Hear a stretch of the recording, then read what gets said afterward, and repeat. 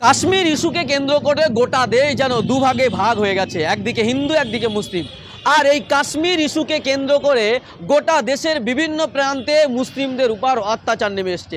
বিশেষ করে বিজেপি শাসিত রাজ্যগুলিতে, মহারাষ্ট্র, গুজরাটে রীতিমতো মুসলিমদের বাড়ির উপরে বুলডোজার চলছে। হ্যাঁ, বিশেষ করে এই বাঙালি মুসলিমকে বাংলাদেশি বলে, বাঙালিদের বাংলাদেশি তকমা দিয়ে বিভিন্ন জায়গায় তাদের মারধর করা হচ্ছে, তাদের তাড়িয়ে দেওয়া হচ্ছে, তাদের ঘর বাড়ির উপরে বুলডোজার চালানো হচ্ছে। আর এই নিয়ে আমরা কথা বলছিলাম মাওলানা কামরুজ্জামানের সঙ্গে। তিনি কি বলেছেন, তার কি বক্তব্য শোনাবো আপনাদের। মুসলিমদের উপর বিভিন্ন জায়গায় অত্যাচার হচ্ছে, বিশেষ করে গুজরাটে, সেখানে বাঙালি মুসলিমদেরকে বাংলাদেশি বলে তাদেরকে মারধর করা হচ্ছে, তাদের ঘর বাড়ি বুলডোজার দিয়ে ভেঙে দেওয়া হচ্ছে প্রশাসনের পক্ষ থেকে। বিষয়টা নিয়ে কি বলবেন? বিরোধী রাজনৈতিক দলগুলোর একটা চূড়ান্ত ব্যর্থতা আছে।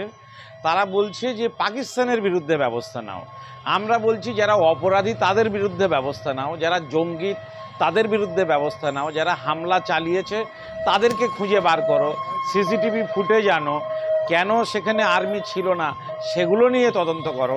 পাকিস্তান যদি অপরাধী হয় পাকিস্তানের বিরুদ্ধেও ব্যবস্থা নাও। পাকিস্তানের বিরুদ্ধে ব্যবস্থা নিতে পারছো না, তোমরা দেশীয় মুসলমানদের বিরুদ্ধে ব্যবস্থা নিচ্ছ। তোমরা দেশীয় মুসলমানদেরকে শত্রু হিসাবে পরিগণিত করে গোটা দেশে তাদের বাড়িগুলো বুলডোজার দিয়ে ভেঙে দিচ্ছ। দেশের যারা নাগরিক, যারা বাংলাভাষী মানুষ আমাদের মতো, যারা এখানে কাজ পায়নি বলে পরিযায়ী শ্রমিক হয়ে গোটা দেশে যারা ঘুরে বেড়াচ্ছে, তাদের কাজের দরকার, তাদের রুটি রুজির দরকার, তাদের অন্ন বস্ত্র বাসস্থানের দরকার। সরকার সেটা দিতে ব্যর্থ, সেইটাকে ঢাকা দিয়ে তারা আজকে এই দরিদ্র মানুষগুলোর উপরে অত্যাচার চালাচ্ছে, বুলডোজার চালাচ্ছে। এবং শাসক দল এটা করছে, তাদের এটা একটা এজেন্ডা নাফরাত ছড়ানো।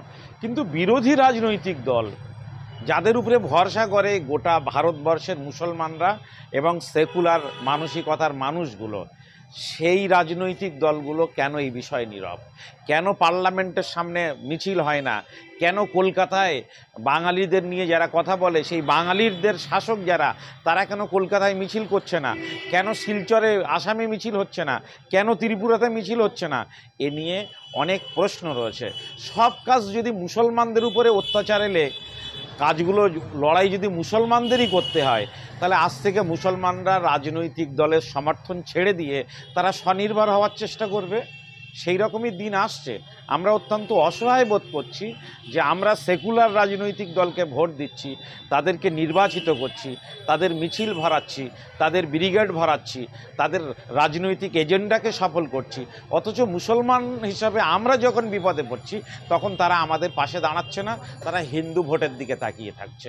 আজকে আমরা দেখলাম যে এই যে ঘটনা, বাঙালিদের উপর অত্যাচার হচ্ছে, অথচ বাংলার মুখ্যমন্ত্রী প্রশাসনিকভাবে কোনো ব্যবস্থাও নিচ্ছেন না, অত মুখ্যমন্ত্রী এ বিষয়ে নীরব দর্শকের মতো ভূমিকা পালন করছে। কি বলবেন? অবিলম্বে এ বিষয়ে সর্বদলীয় বৈঠক ডাকা দরকার এবং মাননীয় মুখ্যমন্ত্রীকে বলবো তিনি বিধানসভার একটা দল তৈরি করুন, বিধায়কদের, সাংসদদের নিয়ে। যেমনভাবে তিনি আসামে পাঠিয়েছিলেন এনআরসির সময়, ওখানকার বাঙালিদের সমস্যা হলে, আজকে প্রতিনিধি দল তৈরি করে তিনি গুজরাটে পাঠিয়ে দিন, তিনি মহারাষ্ট্রে পাঠিয়ে দিন, অন্যান্য রাজ্যে যেখানে যেখানে বাঙালিদের উপরে নির্যাতন হচ্ছে সেখানে পাঠিয়ে দেওয়া বাংলার মুখ্যমন্ত্রীর দায়িত্ব। এই কাজ তাকে করতে হবে, আমি এই দাবি জানাচ্ছি। শেষ প্রশ্ন, মুখ্যমন্ত্রীর নিরাপত্তা নিয়ে কি বলবেন, বা প্রশাসনের মুখ্যমন্ত্রীর এই নিরাপত্তা, আমার মনে হচ্ছে যে মুখ্যমন্ত্রী কোথাও হিন্দু ভোটের কাছে দায়বদ্ধ হয়ে পড়েছেন। এটা অত্যন্ত দুর্ভাগ্যজনক।